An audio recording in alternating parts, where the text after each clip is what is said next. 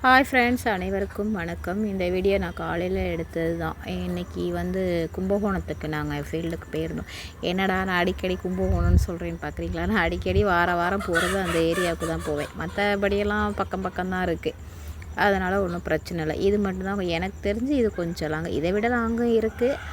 அது நாங்கள் எப்போயாவது தான் போவோம். இந்த ஏரியாவுக்கு மட்டும் வாரம் போய் விசிட் பண்ணிவிட்டு மக்களெல்லாம் ஒரு சந்திப்பு பண்ணி, ஏன்னா வாரம் அவங்களெல்லாம் போய் அடிக்கடி பார்த்தா மட்டும்தான் நம்ம இருக்கோமானே அவங்களுக்கு தெரியும். கொஞ்சம் லேட்டாலாம் போகணுன்னு வச்சுக்கோங்களேன், என்னடா இவங்க பாட்டுக்கு வந்தாங்க சேர்த்தாங்க, நம்மளை பார்க்கக்கூட மாட்டேங்கிறாங்க அப்படின்னு மக்கள் மனசில் ஒரு பேட் கமெண்ட்ஸ் வந்துடும். அதுக்கு நம்ம இடம் கொடுக்கக்கூடாது. ஒரு ஃபீல்டில் இறங்கிட்டோம் அப்படின்னா நல்லதோ கெட்டதோ அதை எப்படியெல்லாம் சரி பண்ண முடியுமோ அந்த மாதிரி சரி பண்ணி ஃபாலோ பண்ணி கொண்டு போனால் மட்டும்தான் இதில் நம்ம நிலைக்க முடியும். அந்த மாதிரி தான் இந்த ஒர்க்கு நான் ஸ்டார்ட் பண்ணி 5 வருஷம் ஆகுது. 5 வருஷமும் நிறைய பேட் விஷயமும் இருக்குது, நிறைய குட் விஷயமும் இருக்குது. அதனால் நான் அதை பற்றியெல்லாம் எதை பற்றியும் ஃபீல் பண்ணுறதே இல்லை. ஏன் பெண்களுக்கெலாம் சுயமரியாதையே இருக்கக்கூடாதா சொல்லுங்கள்? கொஞ்சம் நம்ம ஏதாவது ஒரு வேலையில் ஒரு சக்ஸஸ் பண்ணிவிட்டு கொஞ்சம் போல்டாக எதுவாக இருந்தாலும் பேசினாலே நிறைய பேர் என்ன சொல்கிறாங்க, திமிரு பிடிச்சி, இவளுக்கு திமிரு பிடிச்சிருக்கு, அதனால தான் அவள் இப்படி பேசுகிறா அப்படின்ற மாதிரிலாம் பேசுகிறாங்க.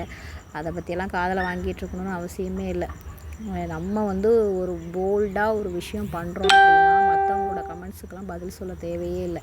நம்ம விஷயத்தில் நம்ம கரெக்டாக இருக்கோம், நம்ம எந்த தப்பும் பண்ணலை, நம்ம வேலையே நம்ம ஒழுங்காக கரெக்டாக பண்ணும்போது யார் எது சொன்னாலும் நம்ம காதில் வாங்கவும் முடியாது. ஏன் நம்மலாம் சுயமரியாதையை இழந்து போய் நிற்கணும்னு என்ன இருக்குது சொல்லுங்கள்?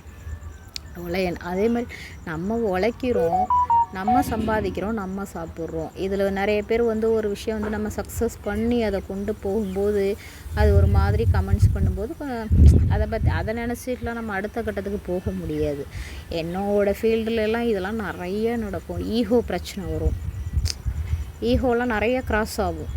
இந்த மாதிரி இவங்க பண்ணுறாங்களே, இவங்க இந்த மாதிரி பேசுகிறாங்களே அப்படி இப்படின்ட்டு. என்னோடய ஃபீல்டில் நான் 5 வருஷம் இவ்வளோ தூரம் நான் கொண்டு வந்திருக்கேன்னா கண்டிப்பாக எந்த விஷயத்தில் பேசணும், எந்த விஷயத்தில் பேசக்கூடாதுன்றதை நான் இன்னமும் தெரிஞ்சு வச்சுருக்கேன். மெச்சூரிட்டி இருந்தால் மட்டும்தான் நம்ம எந்த ஒரு வேலையிலையுமே நிலச்சி நிற்க முடியும். கோபங்கள் வரதெல்லாம் அது இயற்கை, அதை நம்ம ஒன்றுமே பண்ண முடியாது. கோவப்பட வேண்டிய இடத்துல நம்ம கண்டிப்பாக கோவப்பட்டு தான் ஆகணும். மற்றவங்களுக்கு அது பார்க்க திமிராக தெரிஞ்சிச்சுன்னா அதுக்கு நம்ம ஒன்றுமே பண்ண முடியாது. அவங்களுக்கு பதில் சொல்ல வேண்டிய அவசியமும் நமக்கு கிடையாது. அதனால் யாராவது உங்களை திமிரு பிடிச்சவ, திமிராக பேசுகிறா, இவ அப்படி பேசுகிறான்னா அதை பற்றிலாம் எதை பற்றியும் கவலைப்படாமல் உங்கள் வேலையை நீங்கள் அடுத்த கட்டத்துக்கு போய் முன்னேறிக்கிட்டே இருங்க. சொல்கிறவங்க சொல்லிக்கிட்டே தான் இருப்பாங்க, அவங்க அதே இடத்துல தான் நிற்பாங்க.